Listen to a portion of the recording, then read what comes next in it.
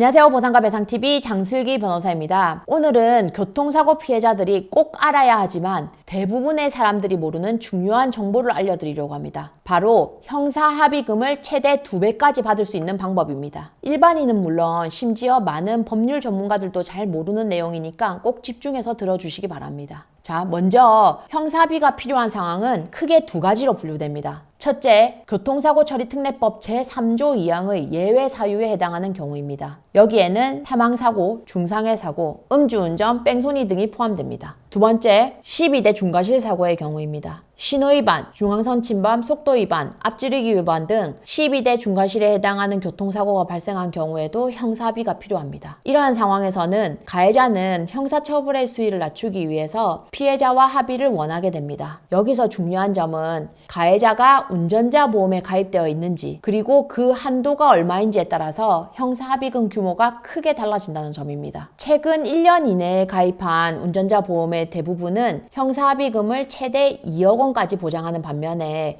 그 이전에 가입한 보험은 보통 3천만 원에서 1억 원 한도인 경우가 많습니다. 운전자 보험의 약관을 살펴보면은 형사합의금 지급 기준은 크게 2가지로 나뉩니다. 여기서 중요한 포인트가 있습니다. 12대 중과실 사고의 경우에는 진단 주수에 따라서 보상 금액이 크게 달라진다는 것입니다. 진단 주수가 조금만 더 길어져도 받을 수 있는 금액이 5배까지 차이가 날 수 있습니다. 이제 본격적으로 형사합의금을 최대화하는 전략을 알려드리겠습니다. 예를 들어서 교통사고로 초기에 16주 진단을 받았다고 가정해 보겠습니다. 이 경우 운전자 보험 약관에 따르면 형사합의금은 5천만 원이 됩니다. 그런데 만약 진단주 수가 20주 이상이 된다면 형사합의금은 1억 원으로 2배가 됩니다. 여기서 핵심 전략은 첫째, 초기 진단 기간 내에는 형사합의를 하지 마세요. 16주 진단을 받았다면 이 기간 내에 성급하게 형사합의를 하지 않는 것이 중요합니다. 일단 16주의 치료를 마치고 난 후에 추가 진단이 필요한지를 판단해야 됩니다. 둘째, 추가 진단을 통해서 진단주 수를 늘리세요. 16주가 지난 후에 주치의한테 추가적인 물리치료나 재활치료가 필요한지를 물어보고 필요하다는 소견이 있다면 4주 이상의 추가 진단을 받으면 총 진단 기간이 20주 이상이 되게 됩니다. 이렇게 되면 받을 수 있는 형사합의금이 5천만 원에서 1억 원으로 증가하게 됩니다. 그러나 진단주수는 공소장에 기재된 진단주수여야 되기 때문에 실제로 20주 이상의 치료가 필요하다고 하더라도 공소장에 반영되지 않으면 해당 주수로는 합의가 불가하다는 점은 기억해 두셔야 됩니다. 물론 몇 가지 주의해야 될 점이 있는데요. 첫째, 추가 진단은 반드시 의학적으로 필요한 경우에만 받아야 됩니다. 단순히 형사합의금을 높이기 위해서 불필요한 진단을 받는 것은 보험 사기에 해당할 수 있습니다. 자, 둘째,